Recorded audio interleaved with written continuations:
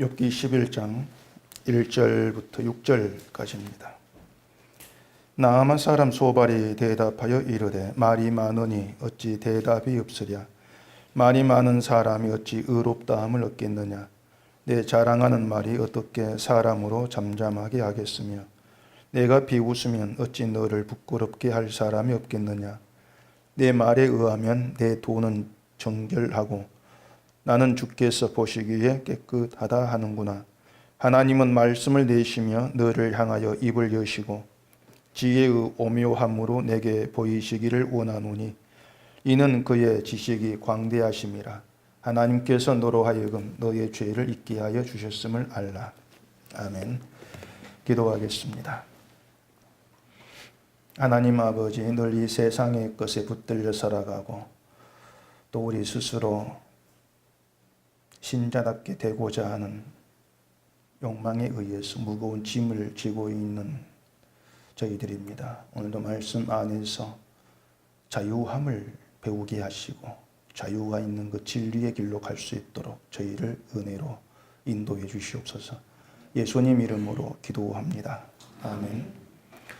11장에서 욥의 세 번째 친구 이제 소발이 등장을 합니다. 욥에 대한 그 생각은 소발도 이제 다르지가 않습니다. 엘리바스나 빌닷과 똑같은 이제 그러한 생각으로 그 욥을 대하고 있는데, 이렇게 그 세 친구가 모두 이제 동일한 그 신앙관과 또 어떤 틀을 가지고 욥에게 같은 의미의 말을 계속해서 던지고 있는 것이죠. 보면 마치 그 선수가 막 교대를 하면서 욥 한 사람을 일방적으로 공격하는 것 같은 그런 느낌을 우리가 좀 받지 않습니까? 그래서 세 친구가 일관적으로 주장하는 것은 욥에게 이제 죄가 있다는 거죠. 재앙의 원인이 욥에게 있고 그게 죄다. 이것이 이제 이들의 주장입니다. 어찌 보면은 그 친구로서 회개해라, 죄가 있어, 이렇게 말을 해준다는 것이 고마운 일이죠. 대개 보면은 이제 어떤 친구 관계를 의식하면서 어떤 회개해라 이런 말을 쉽게 못하고 그냥 좋은 말로 넘어간다든가 또 말을 안 해버리고 이러한 것이 이제 보통이라고 할 수가 있는데, 이 세 친구들은 어쨌든 좀 네가 죄가 있으니 회개를 해, 뭔가 이렇게 충고를 해준다는 것은 친구로서 보면 어떤 우정이라고 할 수가 있고 어쨌든 그들의 어떤 진심의 그 마음이라고도 우리가 생각해 볼 수가 있는 겁니다. 근데 문제가 뭐냐면은 이제 그들의 욥을 바라보는 시각이나 또 하나님에 대해서 얘기하는 그 내용들 자체가 뭔가 이제 자기들 시각, 자기들 틀 안에서 이제 보고 있기 때문에 거기에서 오류가 이제 발생하고 있는데, 이들이 그 오류를 스스로 느끼질 못하고 이제 깨닫지를 못한다. 이게 하나의 문제로 지금 깔려 있는 것이고, 또 욥기는 그런 이제 문제를 드러내면서 우리가 살아가면서도 그런 문제 가운데 우리가 머물러 있는 걸 또 보게 해준다. 그런 시각이 우리 가운데 있어야 될 것입니다.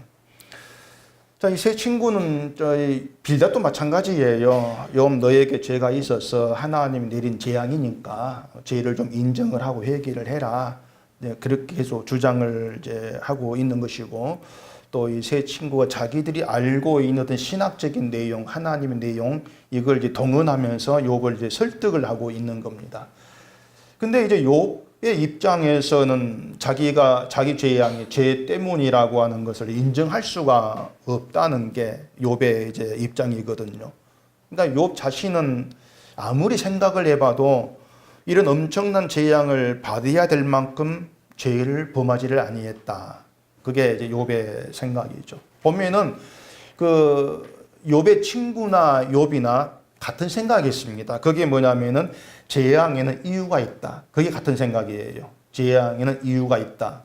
그런데 세 친구는 그 이유가 욥 너에게 있어. 그게 죄야. 이렇게 보는 반면에 욥은 분명히 재앙이 이유가 있긴 있는데 나에게는 없어. 그렇게 하고 있는 것이죠. 내 죄가 이유는 아니냐. 그렇기 때문에 욥은 재앙의 이유는 있는데 그 이유를 알지를 못해서 지금 헷갈리고 혼란을 그렇게 겪고 있는 겁니다. 자, 그럼 이제 우리가 이 욥기를 보면서 여러분은 욥의 재앙에 대해서 어떤 생각이 있는가? 또 그걸 우리가 좀 먼저 생각을 해봐야 되겠죠. 욥의 재앙이 이유가 있는 재앙이냐, 아니면 이유가 없는 재앙이냐, 그것부터 좀 생각해 보세요. 욥의 재앙이 이유가 있을까 없을까? 그 통아저씨 게임 아십니까? 통아저씨 게임 안 해보셨어요? 추석에 뭐 했습니까? 보수 쳤습니까? 그 이만한 통에 가운데 인형이 있어가지고 그 사방 주위에 칼 꼽는 홈이 있잖아요. 그래 칼을 꽂아가면은 그 칼이 딱 맞는 구멍이 있으면 이제 인형이 탁 튀어오르는, 그게 통아저씨 게임이거든요. 그 인형이 딱 튀어오르는 홈이 맞는 게 딱 하나가 이제 있는 겁니다. 다른 홈에는 칼을 아무리 꽂아도 인형이 가만히 있는데 딱 한 홈에 꽂으면 인형이 튀어오르죠. 그러니까 튀어오르는 구멍이 딱 하나 있는 거예요. 그러니까 그것처럼 우리 인생도 살아가면서 나쁜 일을 겪으면은 분명히 그 나쁜 일을 겪게 된 어떤 구멍, 그 이유, 그게 있다는 것이 우리의 그 어떤 그 틀이라 할 수 있는 것이고 또 고정관념이라고 할 수가 있는 것이에요. 그러니까 아무런 이유도 없이 이런 어려운 고통이 내게 주어질 수가 있을까? 늘 어떤 그런 의심을 우리가 갖고 있는 겁니다. 이제 그걸 신의 존재를 믿지 않는 사람들은 재수가 없다, 뭐 운이 없다, 뭐 사주가 나쁘다, 이런 식으로 이제 풀어가고, 또 신의 존재를 믿는 사람들은 말씀을 드린 것처럼 그건 뭔가 죄가 있기 때문이 아니겠는가, 네가 뭐 잘못했겠지, 이렇게 짚고 이제 넘어가는 이제 그런 경향이 있는 것이죠. 이제 그래서 이제 그 정립된 법칙이 이제 상선벌악이라는 거, 이건 여러분도 아실 것이고, 그러니까 좋은 일이든 나쁜 일이든 모든 일에는 이유가 있는데, 좋은 일이 있다면은 뭔가 착한 일을 했고 공덕을 쌓기 때문에 불교식으로 이렇게 보는 반면에, 나쁜 일이 있는 것은 네가 죄를 범했기 때문이야, 이런 단순 논리를 이제 펼쳐가고 있는 게 세상이에요. 그러니까 그 욥의 세 친구가 주장하는 것도 상선벌악이에요. 하나님은 이런 법칙 가지고 일하신다, 그게 그들의 이제 틀이었던 겁니다, 그 법칙이. 그래서 이 욥의 세 친구가 욥에게 죄 있어 말하면서 자기들만큼은 떳떳하게 이렇게 나오는 이유가 뭐냐면은, 우리는 재앙을 받지 아니한다, 그러니까 우리는 착하고 믿음이 있고 선에 속해 있어, 그렇게 자기를 보고 욥을 이제 판단을 하고 있는 겁니다. 재앙이 없는 게 하나의 이제 복 받은 것으로 여기고, 그 복이 주어진 것이 우리가 너와 다르게 죄가 없기 때문, 이렇게 계산을 이제 펼치고 있는 것이죠. 근데 그 욥의 세 친구가 이제 생각하는 어떤 뭐 복이라고 하는 거, 상이라고 하는 거, 이걸 보면은 그들이 뭔가 성경에 그 특별히 뭔가 좋은 걸 받았다고 나오지 않지 않습니까? 그냥 재앙이 없다는 그것밖에 없는 거예요. 욥의 재앙을 받는 것에 비해서 그들은 그냥 편히 산다, 별일 없이, 이게 전부란 말입니다. 만약에 욥이 재앙을 받지 아니했고 옛날에 그 삶의 형편 그대로 있었다면은 그 욥의 세 친구는 뭐가 되겠습니까? 아무것도 아닌 게 되는 거예요. 아무것도 아닌 게 되는 것이죠. 욥이 재앙을 받으니까 거기에 비교해서 욥의 세 친구는 마치 복을 받고 있는 것처럼 이렇게 비춰지고 있을 뿐이란 얘기입니다. 우리도 보면 다르지가 않아요. 우리의 그 지금 있는 것들, 여러분에게 지금 있는 것들이 그냥 보게 되면은 특별한 것이 없습니다. 다들 평범한 거죠, 그냥. 특별한 어떤 좋은 일, 그게 없잖아요. 그런데 그 여러분이 생각하는 그 평범한 것이 어떤 어려움을 겪고 있는 그런 사람과 비교하면은 특별한 게 돼버립니다. 굉장히 특별한 것으로 돌출되죠. 우리 주변에 힘들게 살아간 사람 많지 않습니까? 우리는 평범한 일상인데 누군가에는 특별한 일일 수가 있고, 그걸 뛰어넘으면서 아예 기적 같은 그런 일일 수도 있는 거예요. 우리는 숟갈 들고 밥 한 끼 뜨는 것이 그냥 평범한 일상이에요. 근데 그 밥숟갈도 못 뜨는 그런 사람들에게는 그게 기적이죠. 기적이고 특별한 일이 되어지는 거예요. 자, 그러면은 우린 평범한데 누군가는 특별한 기적이 되는 그 사람들은 무슨 이유로 그렇게 힘들게 살아가야 하냐, 그 말입니다. 무슨 이유로? 그 이유가 뭐냐고 하는 거죠. 그리고 우리는 별일 없이 그냥 평범히 살아가는 우리는 무슨 이유로 그렇게 힘든 일이 없이 살고 있느냐? 무슨 이유로? 그런 걸 좀 생각해 볼 필요가 있지 않습니까? 그 제자들이 날 때부터 맥 있는 사람 보고 예수님에게 누구 죄 때문입니까? 물었습니다. 저게 누구 죄 때문이에요? 근데 예수님이 그에게서 하시는 하나님이 하시는 일을 나타내고자 합니다. 이렇게 얘기합니다. 하나님이 하시는 일을 나타내고자 합니다. 그게 이유예요. 맹인이 날 때부터 맹인 된 거. 그게 이유가 될 수가 있다 생각합니까? 하나님이 하시는 일을 나타내고자 하십니다. 그게 맹인으로 태어난 이유야. 그게 이유가 될 수 있겠어요? 그 말을 바꾸어 생각해 보면은요, 제자들이 날 때부터 두 눈이 멀쩡한 것도 하나님이 하시는 일을 나타내고자 하십니다. 그 말에 해당이 되는 것입니다. 맹인만이 아닌 거예요. 두 눈 뜨고 태어난 것도 하나님이 하시는 일을 나타내기 위함이다. 거기에 들어있는 거예요. 맹인만 생각하지 말란 얘기예요. 하나님이 하시는 일을 나타내고자 함이란 이유는 하나님께 있다, 그 뜻입니다. 이유는 하나님께 있어.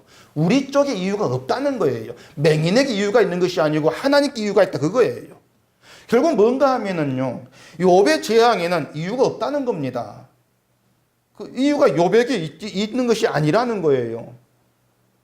재앙만 이유가 없는 것이 아니고 욥의 세 친구가 재앙이 없이 편히 살아가는 것도 이유가 없는 거예요. 그 여러분이 자기를 이렇게 볼 수 있어야 돼요.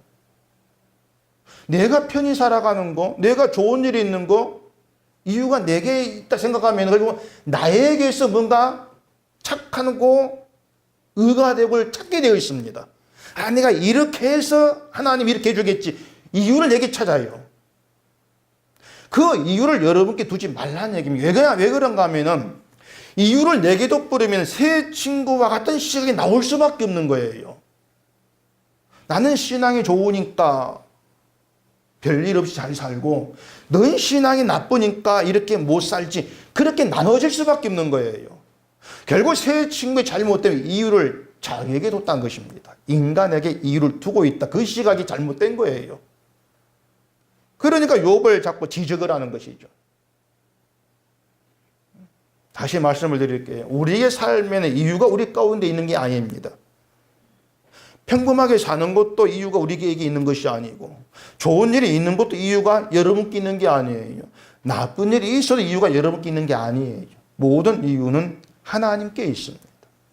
그게 우리 인생의 비밀로 답이에요. 하나님께 이유가 있다. 그럼 하나님은 넌 신앙이 안 좋으니까 내가 안 좋은 일 준다. 그런 게 아니죠. 하나님이 하시는 일은 그렇게 드러나는 것이 아닌 거예요. 그래, 우리가 인생을 바라보는 시각이 좀 교정이 돼야 돼요, 그렇게. 늘 어떤 눈에 드러나는 걸 가지고 판단하려고 하는 것이 아니고, 하나님이 내 주인 되시고 나를 주장하시고 이끌어 가시는 그 가운데에서 하나님께 시선을 두고 풀어가는 거죠.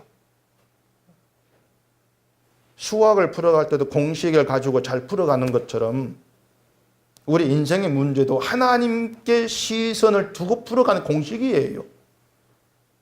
이유가 하나님께 있다고 살아가는. 그래서 이 세 친구의 잘못됨이 거기에서부터 드러나고 있다. 그렇게 이제 얘기할 수가 있는 것이죠. 그래서 여러분들이 여러분의 삶에 대해서 좀 깊은 생각을 하면서 좀 살아갈 필요가 있습니다. 우리가 성경을 보고 또 말씀을 듣는 것 자체가 항상 제가 말씀을 드리는 이렇게 하면 이렇게 얘기 없지 않습니까? 그게 없고 하나님이 다스리는 인생, 그걸 우리가 믿는다면 우리의 삶에 대해서 좀 생각이 깊어져야 됩니다.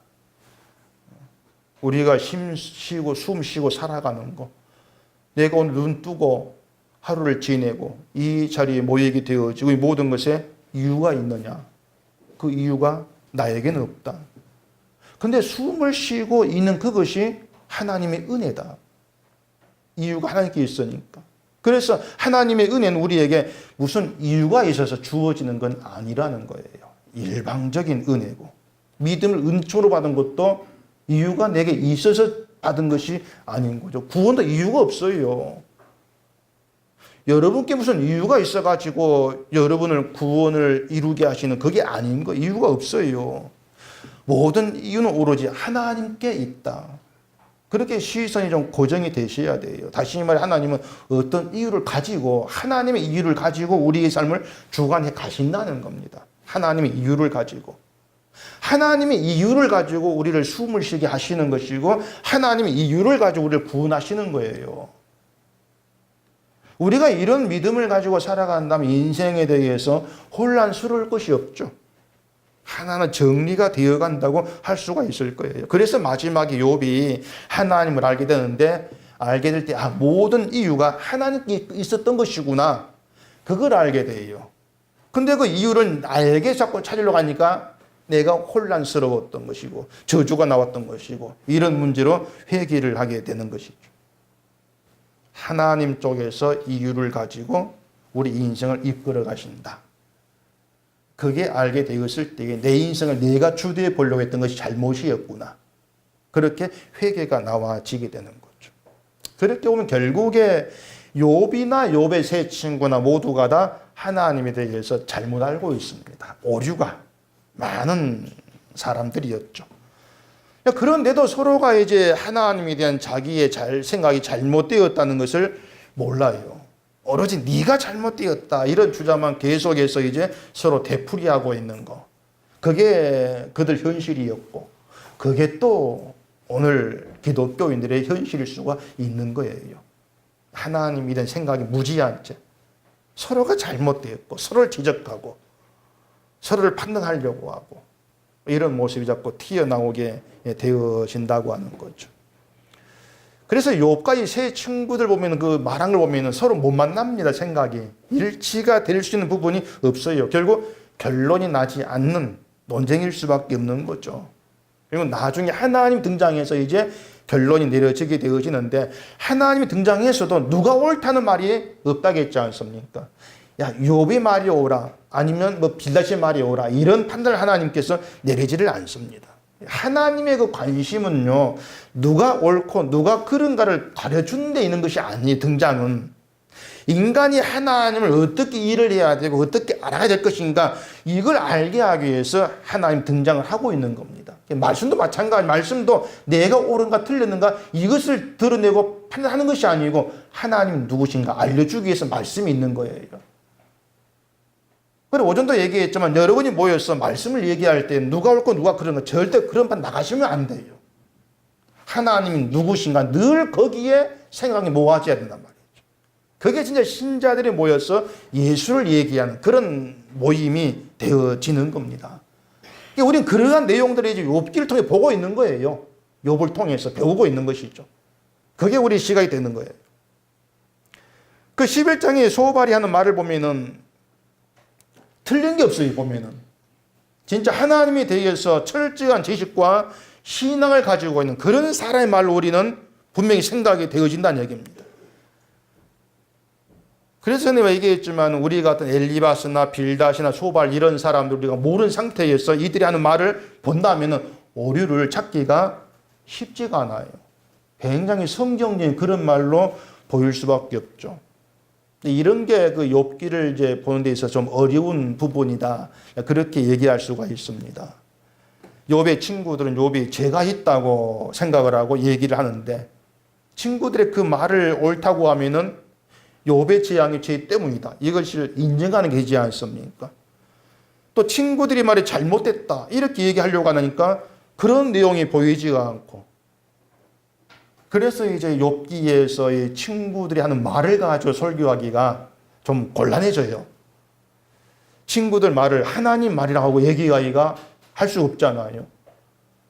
또 그들 말이 잘못되었다 얘기하려면 그들 말에 잘못됨을 드러내야 되는데 또 그게 쉽지가 않고 이런 부분에서 이제 그 목사님들이 욥기를 설교하기를 굉장히 난처해하는 경우가 좀 있는 겁니다. 이런 문제 때문이라도 우리가 욥기를 주의 깊게 살필 필요가 분명히 있는 거예요. 1절, 2절 보십시다. 나아마 사람 소발이 대답하여 이르되 말이 많으니 어찌 대답이 없으랴. 말이 많은 사람이 어찌 의롭다함을 얻겠느냐. 먼저 소발이 이제 욥을 공박하는 것이 너무 말이 많아. 이렇게 이제 공박을 하죠. 그러면서 네가 말을 많이 한다고 해서 네가 의롭다고 인정받을 줄 아느냐? 아니다. 그런 얘기를 하고 있는 겁니다. 그러니까 소발 생각이 뭐냐면 단순히 왜 말이 많은 그 생각이 그게 아니에요. 소발이 생각할 때는 욥이 말이 많을 이유가 없다는 거예요. 왜 말이 많지? 이유가 없다는 거예요. 왜냐하면은 친구들 충고를 받아들이고 내가 죄 지었어, 죄가 했어 인정을 하고 회개하면 끝나는 거예요. 간단한 거죠. 친구들 생각에는. 그러니까 말을 많을 필요가 없죠. 알았어, 제가 죄가 했어, 회개할게. 그건 끝이에요. 그럼 더 이상 싸울 일도 없는 거예요. 근데 욥이 많은 말을 하니까 그 말들이 자기는 죄 없다고 주장하는, 변호하는 그런 말을 듣고 있는 것이죠. 결국 말이 많다는 것이 지금 너는 너를 변호하고 죄 없다 주장하는 거야. 그렇게 보고 있으면서 네가 말이 많으니까 내가 말을 안 할 수가 없다. 이렇게 나오고 있는 거죠. 지금 소발과 다른 친구들이 이미 욥에 대해 결론 내리고 있습니다. 죄 있어. 결론 내린 상태예요. 뭔가 증거 수집해가 죄가 인정 찾아가는 것이 아니고는 죄 있어. 결론 내리고 얘기하고 있는 거예요. 그래서 이 소발도 다른 친구도 하나님을 얘기하지만 그 얘기한 의도가 뭐냐면은 욥이 죄 있다는 걸 증명하려고, 욥의 입을 다물게 하려고 하나님이 얘기를 지금 써먹고 있는 것이죠. 자기들 신앙 고백이 아니고. 그러니까 자신이 말한 대로 진심으로 하나님을 믿고 의지하기 때문에 지금 하나님을 얘기하는 게 아니라는 얘기입니다. 신앙과 상관이 없죠. 그래서 소발이 하는 말은 맞을지 몰라도 그 의도는 잘못되었다. 신앙이 아니다. 이렇게 우리가 결론 내릴 수가 있는 겁니다. 그 뒤에 7절부터 보실까요? 내가 하나님의 오묘함을 어찌 능히 측량하며 전능자를 어찌 능히 완전히 알겠느냐. 하늘보다 높으시니 내가 무엇을 하겠으며 스골보다 깊으시니 내가 어찌 알겠느냐. 그의 크심은 땅보다 길고 바다보다 넓으니라. 하나님이 누구신가 이걸 말하는 것인데 틀린 말 아니잖아요.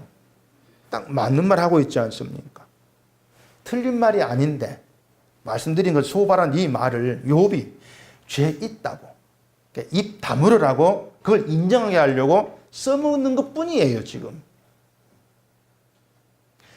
그러니까 자신이 말하는 하나님 앞에 자기도 서 있다는 것을 생각지를 않는 겁니다. 욥만 자꾸 세워두려고 하는 거예요. 좀 네가 이 말을 들어야 돼. 그렇게 나오는 거예요. 마치 목사 설교할 때에 저 말 누가 들어야 되는데 자꾸 이렇게 하는 것처럼 이 말 네가 들어야 돼. 그렇게 나오고 있는 거죠. 나도 그 앞에 세워질 수밖에 없다는 그 사실을 놓쳐버리고 있는 것입니다. 그래 소발의 그 말이 이제 이런 거예요. 자, 욥아, 하나님 오묘하시고 전능하신 분이냐? 우리가 어떻게 하나님의 일을 알 수가 있느냐? 그러니까 네가 죄를 인정하고 회개하면 하나님이 그 전능하심으로 너를 재앙에서 건져주고 복 주실 거야. 지금 그 얘기하고 있는 것입니다. 그러니까 말씀드린 그 소발은 하나님의 어떤 오묘하심, 전능 이걸 얘기하면서 욥에게만 해당되는 것으로 그렇게 얘기를 하고 있는 거예요. 회개만 해라. 그러면 전능한 하나님 너에게 복 줄 거야. 그렇게 얘기하고 있는 것이죠. 자, 그러면 소발의 이 말대로 하나님은 오묘하시고 전능하시고 하늘보다 높으신 분이어서 하나님이 한 일을 인간이 알 수 없다 합시다. 그 말이 소발의 말이거든요. 하나님의 일을 우리가 몰라. 그렇게 회개하면 복 줄 수 있어. 이렇게 말한단 말이죠. 그렇다면은 하나님의 일을 우리가 모른다면 소발이 지금 당장 그만둬야 될 것이 뭐냐면 너 죄 있어 회개 이 말 당장 그만둬야 돼요. 할 수가 없는 말이에요. 왜냐하면 재앙이라는 것도 오묘하시고 전능한 하나님이 하신 일이란 말이죠. 재앙도. 그러면 소발은 왜 욥에게 재앙을 주셨는지 난 하나님을 알 수가 없다. 이런 입장이 돼야 한단 말이죠. 난 몰라. 그러면은 회개 이 말을 못하는 것이죠. 근데 소발은 하나님은 오묘한 분이야, 전능한 분이야, 우리가 하는 일을 알 수 없고 이렇게 얘기하면서도 재앙이 죄 때문이야. 결론 내리고 있는 거예요. 그게 앞뒤가 안 맞은 거예요. 결국 이 소발은 하나님을 얘기하면서 그 말이 무슨 말인지 모르고 있는 것입니다. 자기도 모르고 있는 거예요. 그 말의 의미를. 그래서 제가 전에 얘기했죠. 막 기도할 때 무서우지 하시고 막 이런 말 아예 하려고 생각지도 말라고 해. 그 말 의미를 모르니까. 뭔가 알고 얘기를 해야 되죠. 소발은 자기는 지금 빠지고 있는, 자기는 빠지고 요것만 적용을 막 시키고 있는 것이죠. 회개해라, 회개하라. 결국 이게 뭔가 하면요. 자기가 하나님을 얘기해놓고 자기 스스로 하나님을 깔아뭉개고 있는 것입니다. 그런데도 본인은 그걸 몰라요. 자기의 문제를. 그런 게 오전 말씀처럼 자기를 속이고 있는 거죠. 하나님을 얘기하면서 그게 무슨 의미인지를 모르고 얘기를 한다. 그게 소발의 문제겠습니까? 지금의 기독교인들의 문제이기도 하는 거죠. 예를 들어서 하나님을 전능자라 합니다. 전능 하나님 얘기하죠. 전능하신 하나님은 기독교인들이 하나님에 대해 얘기할 때 아주 많이 쓰는 대표적인 용어예요. 전능한 하나님. 입에 붙어있는 그런 말이라고 할 수가 있죠. 근데 거의 모든 사람들이 하나님의 전능하심을 어떻게 이해를 하는가 하면은 하나님 모든 걸 할 수 있는 분으로 이해를 한단 말입니다. 모든 걸 하실 수가 있다.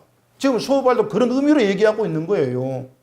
회개하면 전능한 하나님 너를 재앙서 벗어나게 하고 복을 준다. 이렇게 얘기하고 있는 것이에요.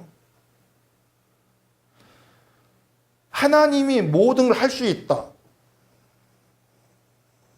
맞는 말입니까? 이리 물으면 헷갈리죠. 맞는 말이에요. 그럼 하나님은 모든 걸 하신다. 맞는 말입니까? 그 말은 좀 생각해 보셔야 돼요. 왜냐하면 하나님의 모든 걸 하신다기 때문에 모든 것은 하나님 뜻 안에서예요. 하나님의 언약 안에서의 모든 것이에요. 우리 생각이 아니고 그걸 놓치면 안 돼요. 그러니까 재앙 받았어. 회개하면 복 준다. 이건 소발 생각이에요. 세상의 지혜예요. 그냥 신에 대한 상식이에요. 근데 하나님의 어떤 언약 뜻은 회개하면 복 줄게. 이게 없어요. 세상에서 복 줘 잘 살게 해줄게. 이게 하나님 뜻 안에 없는 거예요. 때문에 하나님이 저는 그렇게 일하지 않은 거예요. 그럼 욥이 말을 잘못하고 있고 전능의 말 의미를 모르고 있는 거죠.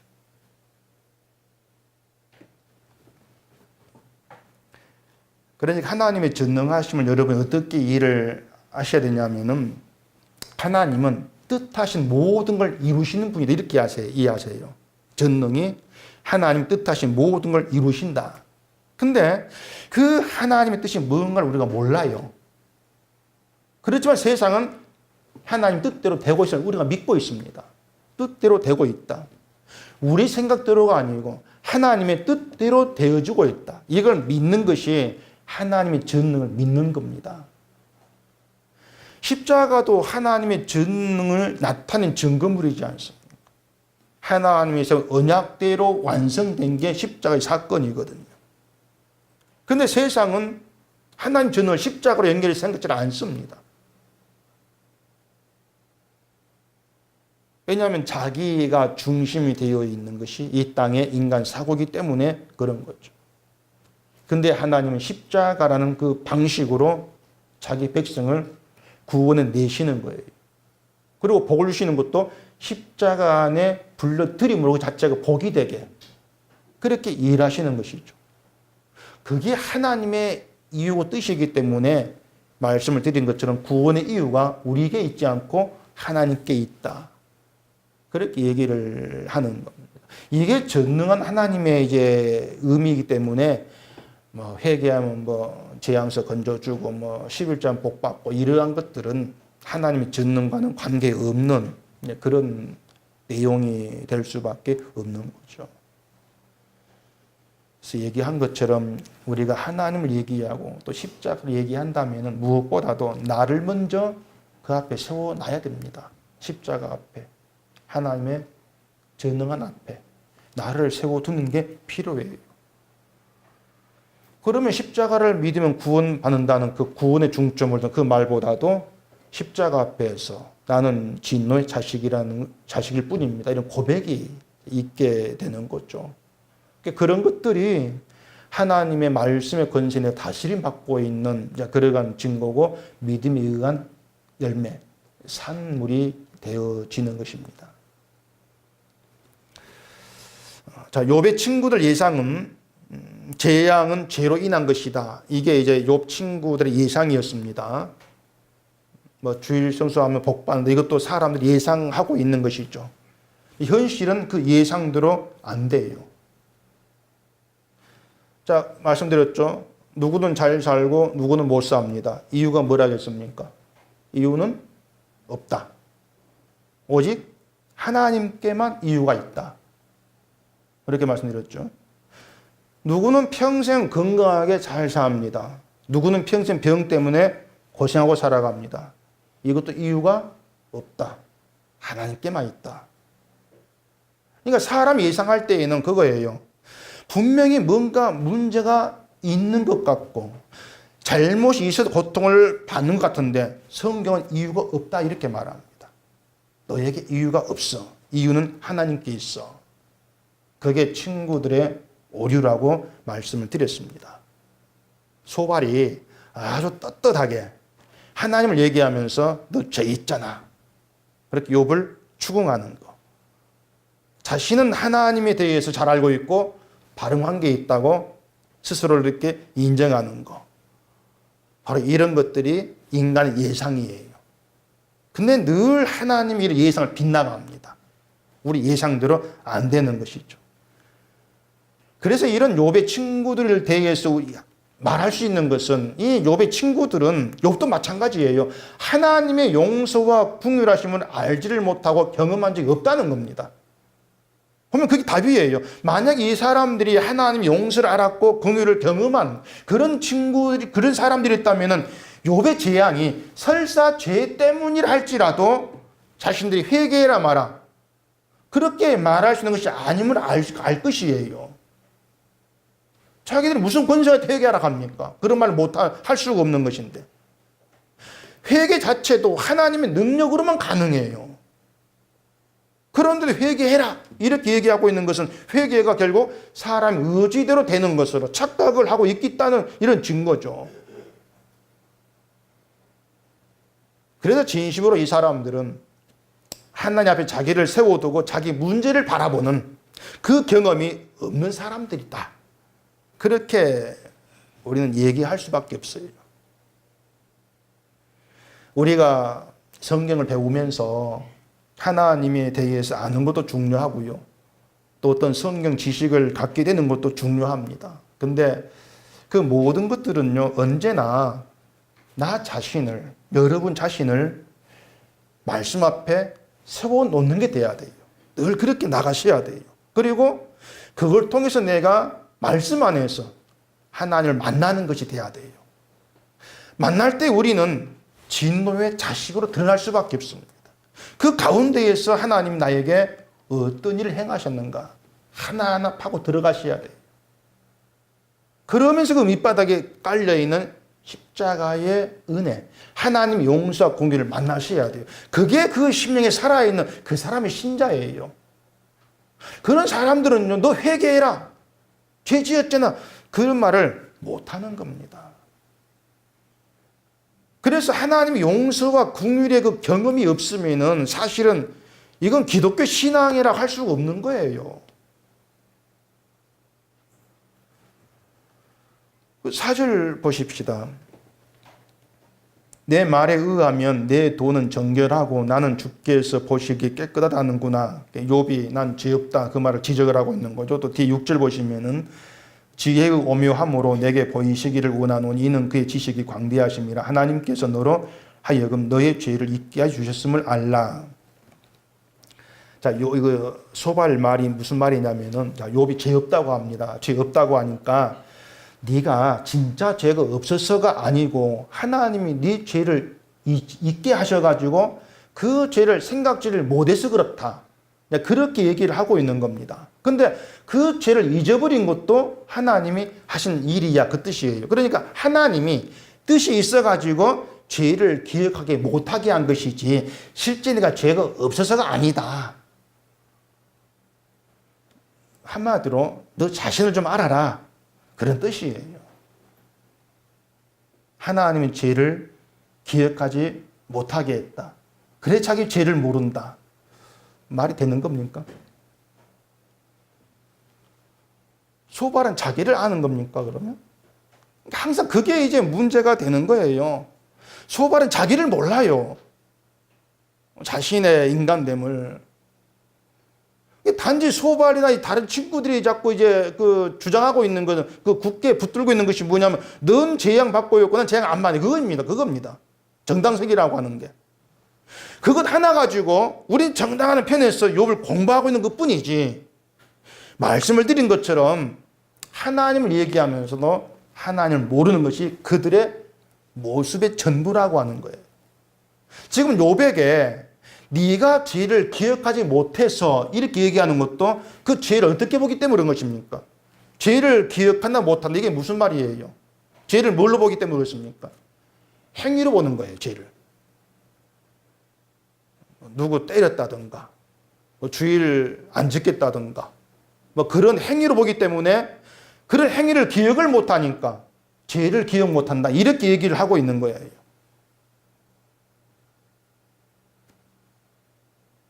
하나님이 기억을 못하게 해서 잘못 행동이 있는데 잊어버리고 못하니까 네가 죄 없다 주장하는 것이 아니냐, 이런 논리를 이제 펴고 있는 것이죠. 그런 것들이 뭐냐면은 소발이나 또 그 친구들이 알고 있는 성경 내용들이 지금의 기독교와 판박이다, 그 말입니다. 진짜 판박, 아예 일란성 쌍둥이에요. 똑같아요.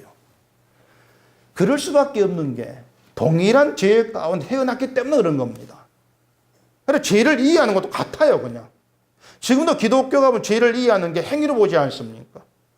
행위로 보기 때문에 뭔가 문제 생기면 이제 죄를 기억을 해내려고 하는 거죠. 막 필름 돌려가면서 내가 일주일에 뭐 했지 돌려가면서, 그러다가 생각이 안 나면 죄 지은 게 없는데 왜 이렇게 나오지 헷갈리는 거죠, 또 그렇게. 결국 죄가 기억이 없으면은 죄 지은 게 없는 것이고, 기억이 나면은 죄 지은 게 있는 것이고, 그게 소발이란 말이에요. 제 친구들이고. 근데 죄는 그렇게 판단되는 게 아니에요. 죄라고 하는 게 뭐냐면요, 우리를 창조하신 하나님의 시각에서 세상과 나를 보지 않는 게 죄입니다. 그 자체가. 내가 중심되어 가지고 내 시각에서 세상을 바라보고 나를 바라보는 게 죄예요. 그렇기 때문에 모든 걸 내게 유리한 쪽으로 끌고 가죠. 그게 죄예요. 하나님이 인생의 주인인데 내가 주인 되어서 내 인생을 내가 끌고 가려고 하는 죄죠. 인간의 본성 자체가 죄지, 행위를 가지고 죄다 따지고 있는 게 아니에요. 행위라고 하는 것은 죄 안에서 조금씩 흘러나오고 있는 것 뿐이에요, 그냥. 어떤 흔적들이. 근데 소발이나 이제 지금의 기독교는 죄, 그러면 행위로 보기 때문에 뭔가 기억에 내려고 하는 것이고, 죄 없다고 하는 것도 기억이 안 나고, 이런 식으로 연결해가지고 판단해 버리고 있는 것이죠. 죄가 유발하는 건 심판입니다. 그건 분명한 사실이에요. 그리고 온 세상은 죄 아래에 있습니다. 그런데 하나님이 죄 아래에 있는 우리를 무엇으로 다스린다고 했습니까? 심판이 아니고 긍휼과 은혜로 다스려요. 용서로. 그게 하나님의 다스림이에요. 그래서 은혜와 긍휼로 다스림을 받고 있다는 걸 아는 신자는 자기 죄를 보게 되어진단 말이에요. 바울이 로마서 5장 20절에서 이렇게 얘기를 합니다. 율법이 들어온 것은 범죄를 더하게 하려 함이라. 그러나 죄가 더한 곳에 은혜가 더욱 넘쳤나니 이는 죄가 사망 안에서 왕노릇한 것 같이 은혜도 또한 의로 말미암아 왕노릇하여 우리 주 예수 그리스도로 말미암아 영생에 이르게 하려 함이라. 세상은 죄 아래 갇혀 있습니다. 그게 진짜 현실입니다. 죄 아래 갇혀 있다. 그래서 이 세상에는 재앙이 있는 게 당연한 거예요. 죄 아래 갇혀 있으니까. 오히려 이상한 것은 편히 사는 게 이상한 거예요. 편히 사는 걸 정상적으로 보지 마시라는 얘기입니다. 편히 사는 게 정상적이 아니에요. 고달프게 힘들게 살아가야 죄 아래에 있는 세상 다 온 것이죠. 그렇게 보면 우리 인생은요, 이상한 것 투성입니다. 우리의 인생 자체가. 내가 이렇게 살 자격이 없는 사람인데, 그걸 한번 생각해 보시라는 얘기입니다. 난 이렇게 살 자격이 없는 사람인데, 그러면은 우리가 살아가는 것은 평범한 것이 아니고, 모든 것이 다 기적이고, 야, 이상하다. 그렇게 우리는 봐야 될 수밖에 없어요. 그게 은혜가 넘치는 거예요. 이상하게 보여지는 거, 기적으로 보여지는 거, 그게 은혜가 넘치는 것이죠. 이 소발인 다른 친구들이 지금 해답이라고 내놓는 것이 뭐냐면은 인간 중심적입니다. 자기 중심이에요. 우리 인생의 답은 절대 그렇게 찾아지는 것이 아니에요. 우리 시각으로 보면 답이 없어요, 인생은요. 진짜 신자의 인생의 답이 뭐냐면은 나를 다스리는 주인이 누군가를 아는 겁니다. 그게 답이에요. 날 다스리는 주인이 누구냐. 그걸 알아채는 게 답이죠. 그리고 주인이 어떤 분인가를 알면 되는 겁니다. 그 주인만 믿고 주인에게 다 맡기고 파도 치면 파도 안에서 잔잔하면 잔잔한 가운데에서 우리에게 함께 하시는 주께 마음을 두는 게 인생의 답이란 말입니다. 그 자체가. 근데 우리는 자꾸 내 인생이니까 그러면서 나를 자꾸 집어넣으려고 내가 자꾸 들어가려고 그런단 말이죠. 내 인생이니까. 그래서 성경이 우리에게 말하는 거, 니는 좀 제발 빠지라는 겁니다. 그게 성경이 얘기하는 거예요. 니는 제발 좀 빠지라. 걸거친다는 거죠. 걸거쳐. 그러니까 성경의 얘기가 그거예요. 넌 제발 빠져. 걸거쳐. 내가 한다. 그러니까 내 인생이라고 하면서 내가 원하는 방향으로 좀 방향을 틀어보려고 내가 운전대 잡으려고 하지 마시고요. 하나님 운전대 잡고 운전에 가시는 거 그냥 바라보시면 돼요. 그게 믿음이니까. 그게 하나님의 권세를 믿는 거니까. 그게 진짜 하나님을 아는 거니까. 자꾸 운전에 가시는 거 그냥 보고 계시면 되죠. 우리는 면허도 없는 사람들이에요. 뭐 보면은 차에 보면은 뭐 직지만 4시간 뭐 왕초보 이런 게 붙어 있던데 우리는 그것조차도 못 돼요. 아예 차를 몰고 나갈 자격도 없는 사람들이에요. 그러니까 하나님께서 운전에 가시는 인생이라는 것, 이걸 알아가는 것으로 염려라고 하는 것이 극복이 되는 거예요. 불안이라고 하는 것이. 믿음이 우리를 그렇게 경험하도록 이끌어가는 겁니다. 한순간 해결이 아니에요. 평생도록 알아가라, 배워가라. 그렇게 끌어가는 거예요. 그래서 그러한 경험 속에서 여러분의 심령이 하나님이 일하신 증거로 채워져 가는 것. 그게 진짜 복 안에 있는 것이고 하나님의 권세, 기적이다. 우리는 그렇게 얘기할 수밖에 없는 거죠. 내 삶의 주변이 세상 것으로 가득 채워진다 해봐야 불안과 염려, 공포는 있습니다. 근데 그런 것이 없다 할지라도 나의 심령이 하나님 일하신 증거로 채워진다면 그 자체가 평강이죠. 그 평강을 배워가는 것이 우리가 하나님을 찾는 이유가 되어야 되고 방향이 되어져야 되는 것입니다. 믿음이 바로 이러한 의도로 우리를 이끌어가요. 그런 이유를 가지고. 그러니까 우리가 어떤 살아가시면서 설사 욥 같은 그런 재앙이 없겠지만 어렵고 괴로운 일이 있다 할지라도 하나님이 내 인생 운전해 가신다. 이유는 내게 있는 것이 아니고 하나님께 있어. 그런 믿음 가운데에서 살아가면 살아갈수록 여러분의 심령에 하나님이 일하신 증거물로 가득 채워져 가시기를 바랍니다. 기도하겠습니다. 우리 아버지 하나님, 늘 미련하고 어리석다는 고백을 하게 될 수밖에 없습니다. 늘 내 인생 좀 내가 내 뜻대로 해보려고 설쳐되는 우리의 불의함을 또 보게 되어집니다. 이 세상을 볼 때 내 틀 안에서 보게 되면서 조금 어려운 일이 있어도 무슨 문제가 있는 것이 아닌가 근심하는 거, 이러한 믿음 아닌 모습에서 우리가 벗어나서 하나님이 일하시고 하나님이 내 인생을 이끌어 가시는 그것 때문에 안심하고 평강이 되어지는 그러한 삶을 배워가는 저희가 되게 하시옵소서. 예수님 이름으로 기도합니다. 아멘.